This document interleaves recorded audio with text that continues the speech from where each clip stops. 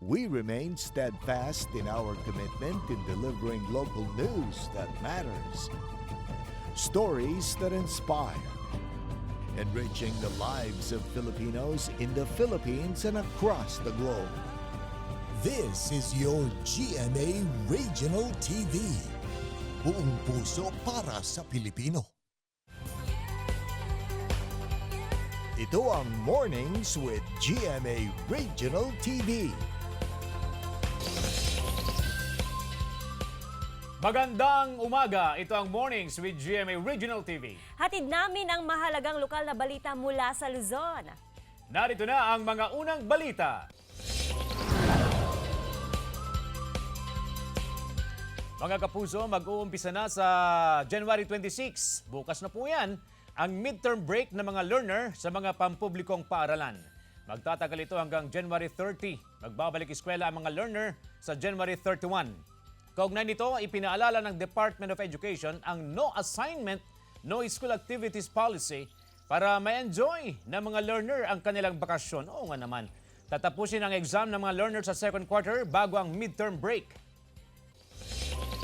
Muling nagpatupad ang Public Order and Safety Office ng panibagong traffic rerouting sa Dagupan City. Layo nitong maibsan ang trapiko sa lungsod habang hindi pa natatapos ang mga road construction projects sa Central Business District. Para sa mga biyaheng Kalasyaw, mananatili pa ring pasukan ang kalsada sa Karanglaan, Mayombo, pero kailangan ng lumiko sa Herrero Street imbes na sa MH Del Pilar Street, palabas ng A.B. Fernandez Avenue, malapit sa Quintus Bridge, patungo sa Burgos Street, Perez Boulevard at kakanan sa Perez Market o ruta, patungo sa City Health Office at Philippine Red Cross, palabas ng Mayombo at Karanglaan. Para naman sa mga biyaheng San Carlos City, Orbistondo, Malasiki at Bayambang, magsisilbi ng entry ang Maluwid Road patungo sa Perez Boulevard, Rizal Street, A.B. Fernandez Avenue, papasok sa Burgos Street at muling lalabas sa Maluwid Road. Mga kapuso, nagbahagi po ng tips ang Bangko Sentral ng Pilipinas o BSP sakaling maranasan ang undispensed withdrawal sa ATM. Narito ang report.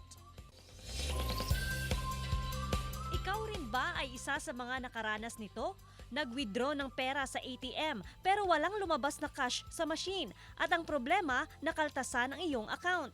Undispensed withdrawal ang tawag dyan ayon sa Bangko Sentral ng Pilipinas. Naranasan daw mismo ito ng isang kaanak ni Attorney Michael Frank Sarmiento ng Dagupan City. 2 beses siya nag-withdraw eh. One, hinati niya yung gross amount. First 20, successful. And then yung second withdrawal, based sa machine, tsaka resibo, and using the app na withdraw. Pero walang na-dispense na amount. Itinago nila ang resibo at ipinakita sa bangko saka ipinaliwanag ang nangyari. Kaya naibalik din ang nakaltas na pera. Paliwanag ng BSP, hindi raw maiiwasan na mangyari ito. Like any other machine, ang ATM ay hindi naman infallible. May mga technical issues din siguro pag nangyayari yon. Pero sigurado naman na ma-resolve din agad yon. May mga ways naman tayo. May payo ang BSP kaugnay rito. Una, isulat ang petsa, oras, ATM location at iba pang impormasyon tungkol sa naging transaksyon. Pangalawa, itago ang resibo o kuhanan ng larawan o ipa-photocopy dahil merong mga resibo na madaling mabura ang mga nakasulat. Pangatlo, kaagad ipagbigay alam sa mga kinauukulan ang nangyari. Tumawag sa inyong bangko at sabihin ang detalye ng insidente. Pang-apat, magsampa ng formal na reklamo kung sakaling hindi kaagad matugunan ang insidente o hindi na ibalik ang pera. Magpadala ng sulat reklamo sa bangko kasama ang mga mahalagang dokumento katulad ng resibo. Panglima, iulat sa BSP. Kung hindi aksyonan ng bangko ang reklamo, ipagbigay alam ito sa BSP. Isama ang mga detalye at kopya ng mga dokumento. Joan Punsoy para sa Mornings with GMA Regional TV. Pinaghahandaan na ng Sintelco ang pagtaas ng demand sa supply ng kuryente ngayong nalalapit na dry season. Karaniwan na tumataas ang demand sa kuryente sa Marso. Ngayon pa lang, nananawagan na ang Sintelco sa mga electric consumer na magtipid at maging responsable sa pagkonsumo ng kuryente. Sa ngayon, wala namang anunsyo ang Department of Energy at National Grid Corporation of the Philippines na inaasahang pagnipis sa supply ng kuryente sa mga susunod na buwan. Pinutol ng Ilocos Norte Electric Cooperative o INEC ang linya ng kuryente sa Carnaval at Baratillo sa Lawag City dahil sa umano'y illegal na koneksyon. Yan ang tinutukan live ni Gab De Luna. Gab, good morning. CJ, taon-taon pumupwesto itong Carnival at Baratillo dito sa Lawag City, Ilocos Norte sa tuwing papalapit ang kapistahan ng syudad. Ngunit sa taong ito, iniinda ng mga carnival operators, pati na rin ang mga negosyante, ang pagputol ng Ilocos Norte Electric Cooperative sa kanilang umano'y illegal na koneksyon sa kuryente. Dismayado ang mga negosyante at operators matapos putulin ng Ilocos Norte Electric Cooperative ang umano'y ilegal na koneksyon ng kuryente sa Carnival at Baratillo sa Lawag City, Ilocos Norte. Ito'y matapos mapag-alamang nakakonekta ang linya ng kanilang kuryente sa submeter sa lugar nang walang pahintulot ang INEC. Ayon sa mga carnival operator, taon-taon nilang ikinakabit sa mga submeter ang linya ng kuryente at wala raw sumisita sa kanila. Sana makonect na ma'am yung nating kuryente para dire-diretso na yung operate ng Carnaval at saka yung Baratillo din. Tumangging magbigay ng pahayagang pamunuan ng INEC, ngunit sa kanilang official statement na pinost sa social media, pansamantalang pinutol ang koneksyon para sa seguridad ng mga pumupunta sa Carnival at upang makaiwas sa overload. Labag din daw ito sa RA 7832 o ang Anti-Electricity and Electric Transmission Lights or Materials Pilferage Act of 1994. Sa ngayon, gumagamit ang Carnival at Baratillo ng mga generator sets upang may pagpatuloy ang operasyon nito. Ayon sa Carnival Operations Manager, nakatakda silang makipag-usap sa pamunuan ng INEC para maayos ang problema. Samantala, paalala naman sa mga consumers, pati na rin sa mga negosyante na tiyaking safe at legal ang pagkakakonekta sa kanilang metro at siguraduhin hindi ito nakatap upang sa ganon ay makaiwas sa overloading na maaaring maging sanhi ng sunog. At maaari ring humarap sa kaukulang kaso ang sino mang lalabag o maaaring mahuli na nakakonekta o illegal na nakakonekta sa kanilang kuryente. Maaring humarap sa 6 to 12 years imprisonment o 10,000 to 20 pesos ang multa sa kung sino man ang mahuhuli na illegal na nakakonekta sa kanilang kuryente. CJ? Maraming salamat, Gab De Luna. Halos 200 e-trike ipinamahagi ng lokal na pamahalaan sa ilang grupo ng magsasaka sa Ilocos Sur. Tunghayan sa ulat ni Ivy Hernando. Ika nga walang pagkain kung walang magsasaka. Kaya naman kasabay ng modernisasyon mula sa mga kalabaw na katuwang ng mga magsasaka, e-trike na ang ipinamahagi ng Provincial Government ng Ilocos Sur sa mga piling Farmers Association sa probinsya. Hindi ka kuliglig ka na traktor mga sa sarami nga pag lugaran no da mapami ala nga produkto mi ma'am. Medyo natiptipad basit at tan ma'am. Hanggang ako kaya ako sarti krono kada gasolinan. Pati kayo panagbunagan, hindi bagas, direk, anyong nabakpaklayan, ibunag yun, babae i-try, awang pa'y gastusyon, hindi kuryente, kamis mo nga init, hindi magitanti kuryente na natin yung sartayo. May nauna ng 200 e-trike na ipinamahagi sa mga magsasaka. 190 na e-trike naman ngayon. Tanong napapaw ko yung magagawa, ha? Rayo mo ba, yung sabi mag-judge, yan, ganun na. Aywanan nyo, tapo tayo beto eh. Mayroon ding 8 bagong ambulansya para sa provincial at district hospitals. 4 na commuter van at 5 pick-up para sa iba't ibang tanggapan ng provincial government. Patuloy rin daw ang pagtatayo ng solar water irrigation para sa mga magsasaka at pagkakabit ng solar lights sa mga barangay. Ivy Hernando para sa Mornings with GMA Regional TV.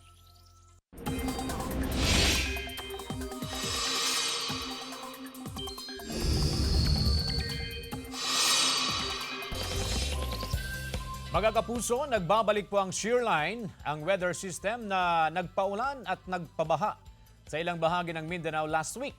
Kaya muling pinag-iingat ang mga binahang lugar sa Mindanao. Ang shearline ay ang pagsalubong ng malamig na hanging amihan at ng mainit na easterlies. Ang salubungang iyan nagdudulot ng mga ulap na may kasamang ulan. Para naman sa mga taga-Southern Luzon, ihanda ang mga pananggalang sa ulan lalo na sa eastern section dahil sa epekto ng shear line. Jacket pa rin ang dapat ihanda ng mga taga-Northern Luzon kung saan ramdam ang lamig ng panahon dahil sa amihan. Pwede ring maglaba ngayong araw dahil malaking bahagi ng Northern at Central Luzon ang makararanas ng maayos na panahon ngayong araw. Base sa rainfall forecast ng Metra Weather, ang ilang lugar may posibilidad pa ring ulanin o magkaroon ng light to moderate rains. Nagkabitak-bitak na ang ilang palayan sa Isabela dahil sa mainit na panahon. Natutuyo na rin ang ilang irigasyon dahil sa kawalan ng tubig ulan. Nananawagan ang ilang magsasaka ng tulong mula sa pamahalaan. Ang ilang magsasaka nag-iipon na raw ng pera para sa patubig sa susunod na cropping season. Sinimulan nang ayusin ang mga pundido at sira-sirang street lights sa Barangay Malabago, Calasiao, Pangasinan. Sundan sa report ni Russell Simorio. Sinimulan nang ayusin ang mga sira at pundidong streetlight sa Barangay Malabago, Calasiao, Pangasinan. Inirereklamo kasi ng ilang motorista na mahirap dumaan sa kalsadang bahagi ng barangay tuwing gabi dahil sa kawalan ng streetlight. Sa tinatayang 5.7 million pesos na 2024 budget ng barangay, 20% ang nakalaan sa development fund. Ito ang gagamitin sa mga proyekto gaya ng pagpapatayo ng karagdagang streetlight at pagbili ng mga solar light para makatipid sa kuryente. Probably by this coming first quarter, yung sa 20% na development fund, may apply na yung mga projects doon para sa barangay, which yun yung focus talaga namin. Makatutulong daw sa pagpapanatili ng peace and order ng barangay ang pagkakaroon ng street light. Lalo na po kaming mga magulang kung ang anak po namin ay nasa labas. Di po namin alam kung yung kaligtasan po nila ang... Russell Simorio para sa Mornings with GMA Regional TV. Pagpapatibay sa mga kilalang landmark sa Vigan City na napinsala ng lindol noong 2022 natapos na. Rehabilitasyon kasado na rin. Nakatutok, Ivy Hernando. Higit isang taon na nang tumama ang malakas na lindol sa Ilocos Region at kalapit probinsya sa Cordillera. Nasira ang maraming infrastruktura sa Vigan Heritage Site. Pero ngayon, unti-unti nang sinisimulan ang rehabilitasyon. Natapos na ang shoring sa Vigan Cathedral. Isa itong proseso ng paglalagay ng mga temporaryong suporta para hindi mag-collapse ang ilang bahagi ng cathedral. 4.6 million pesos ang inilaang pondo sa shoring. And so any and all events of calamity such as earthquake, we're sure na kaya na ng structure to stand on its own. Natapos na rin ang shoring sa katabing bell tower. Nauna nang nagtungo sa lungsod ang Ecomos Philippines, isang international NGO na nangangasiwa at nangangalaga sa cultural heritage places. Nag-assess at nagbigay sila ng technical assistance sa restoration ng Siquia Mansion na dating tirahan ng ika-6 na Pangulo ng Pilipinas na si Elpidio Quirino. Inamyendahan na rin ng city government ang Conservation Code upang matulungan ang mga private homeowners ng century-old houses na hirap sa pagsasaayos ng mga pinsala ng lindol. Nakapaloob dito ang mandatory repair order. Tayo ang popondo, tayo ang mag-aayos, tapos gagawa na lang tayo ng mechanism or agreement between the owners and they will pay for it in manner na maliit. Gagawing tourist spot o anumang tourism-related establishment gaya ng souvenir shop ang ilang bahagi ng bahay at ang kita sa renta ay mapupunta sa gobyerno bilang bayad sa ginamit na pondo sa rehabilitasyon. Ivy Hernando para sa Mornings with GMA Regional TV.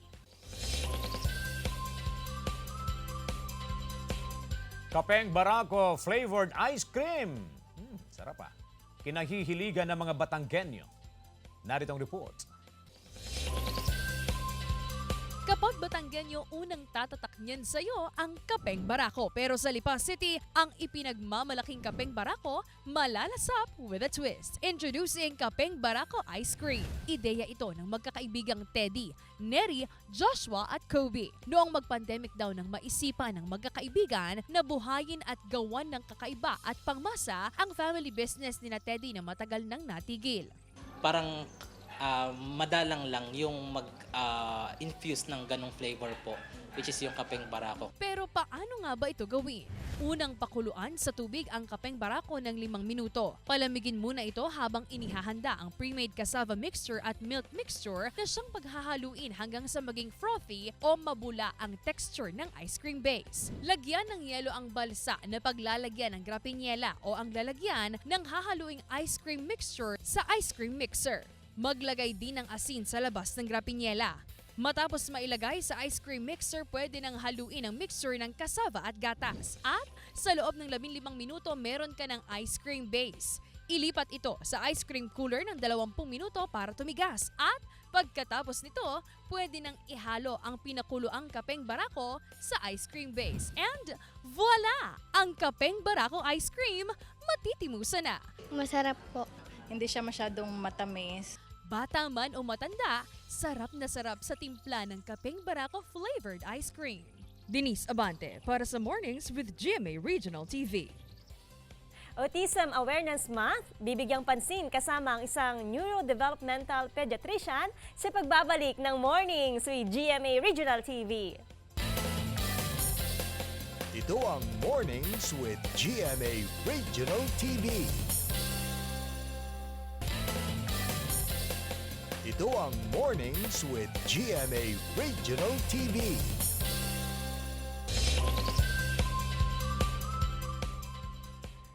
Tuwing Enero, ginugunita ng Department of Health ang Autism Awareness Month. Ito ay para bigyang pansin ang mga pasyente o mga bata na dumaranas ng ganitong kondisyon.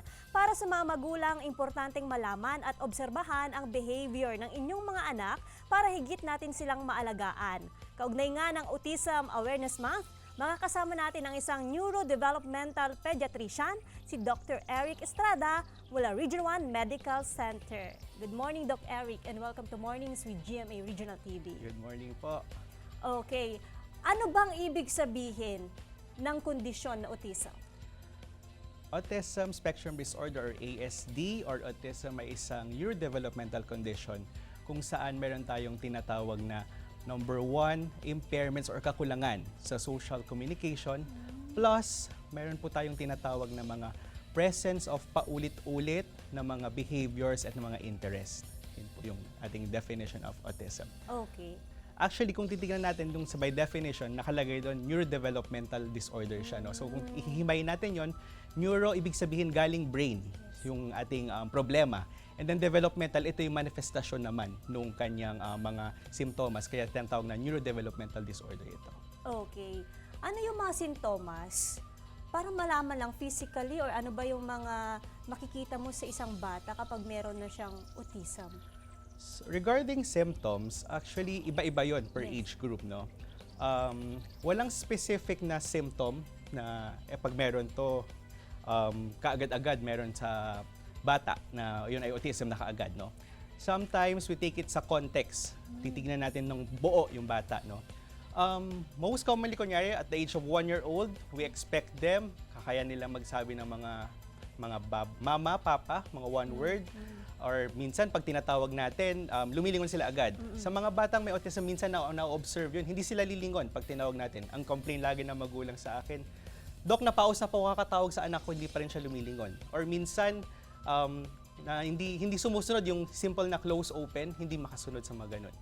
At the age of 2 years old, minsan dun mas nagiging pronounced yung mga language concerns, no? Yan na. Hindi na talaga sila nagsasalita. Wala na talaga silang verbal output.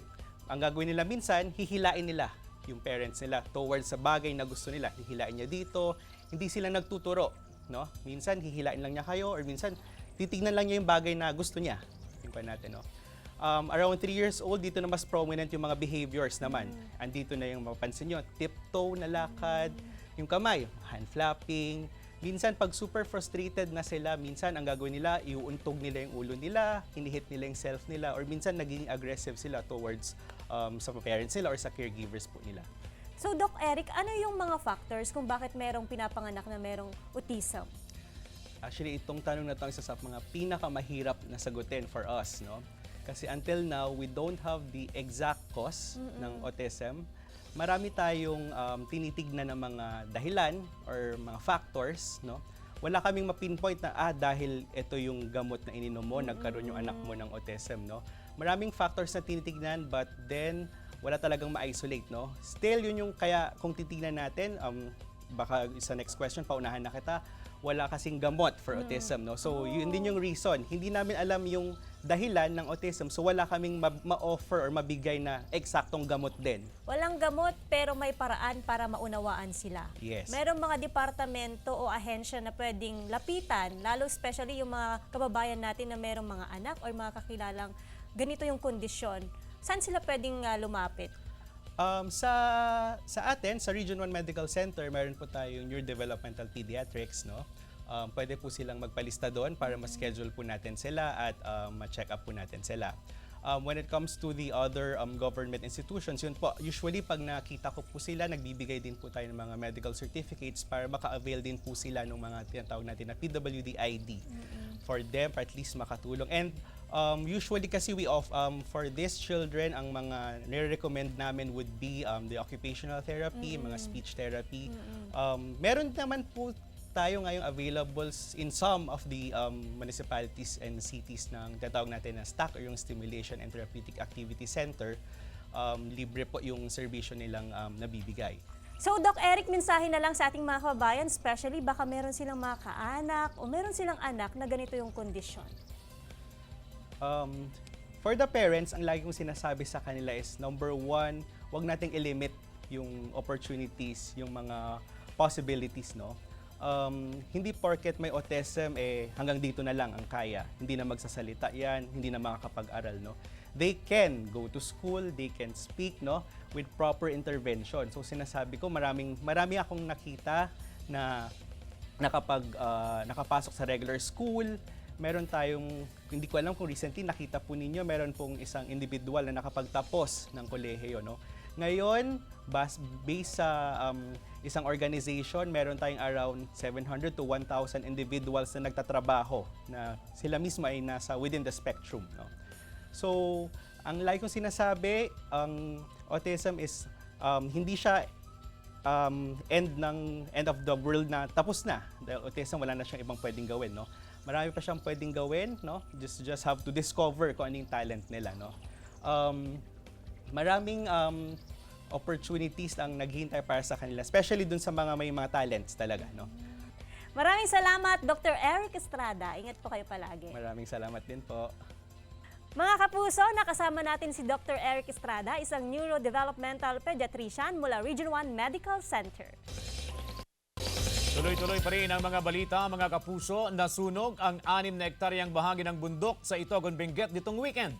Bahagi ito ng isang minahan sa lugar. Ayon sa BFP, pinalala ng El Nino ang sunog dahil ilang buwan nang walang ulan sa lugar at tuyong-tuyo ang kabundukan, kaya mabilis na kumalat ang apoy. Malayo naman daw sa mga kabahayan ang sunog. Kontrolado na ng BFP ang sitwasyon. Patuloy ang investigasyon sa pinagmulan ng sunog.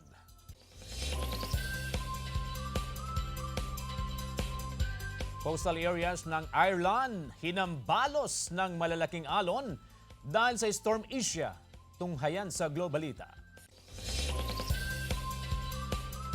Hinambalos ng malalaking alon ang mga bangka na nakadaong sa coastal area ng Dunleary sa Ireland. Bunso dito ng pananalasa ng Storm Isha. Ayon sa otoridad, mahigit sa 230,000 na individual ang apektado ng blackout. Kanselado rin ang flights ng eroplano sa lugar. Ito ang bakas na iniwan ng landslide sa Yunnan Province sa China, kung saan hindi bababa sa 20 katao ang nasawi. Nangyari ito sa gitna ng pag-ulan ng yelo sa lugar. Pinaghahanap pa ngayon ng rescue team ang mahigit sa 40 katao na natabunan ng lupa at yelo. Sa New Delhi, isang Grand Hindu Temple para kay Lord Ram ang binuksan sa publiko.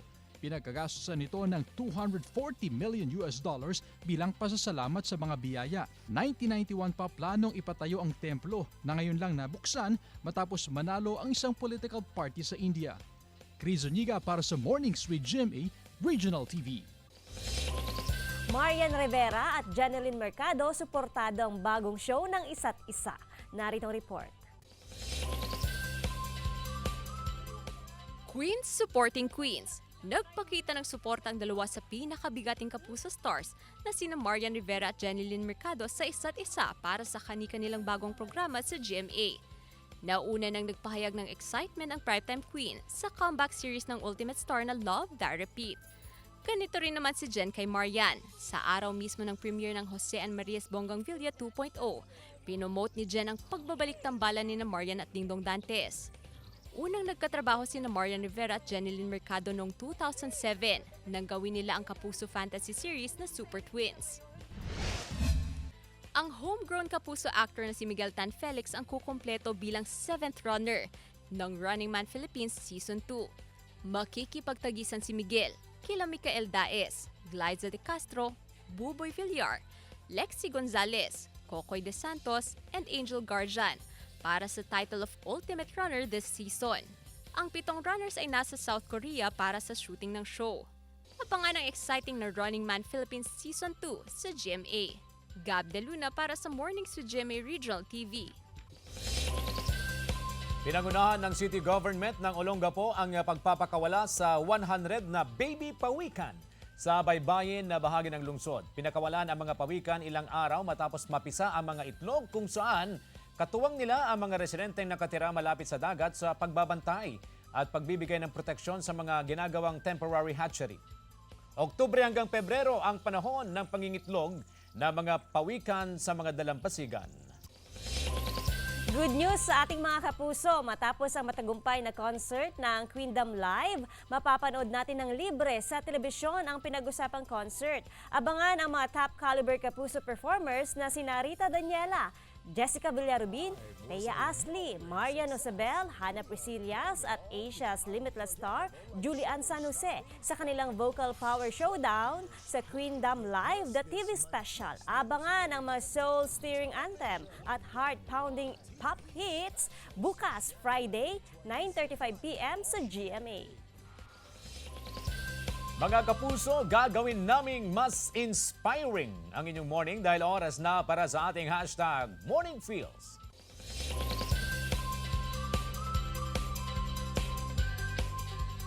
Movies are like an expensive form of therapy for me by Tim Burton, an American director who directed Edward Scissorhands, Batman, Miss Peregrine's Home for Peculiar Children with High-Functioning Autism. Bukas mga kapuso, makakasama natin si Vilmark Viray sa launching ng kanyang single na Inoue. Maraming salamat mga kapuso sa pagtutok sa Mornings with GMA Regional TV. Samahan nyo kami mula Lunes hanggang Biyernes. Ako po si Joan Punsoy.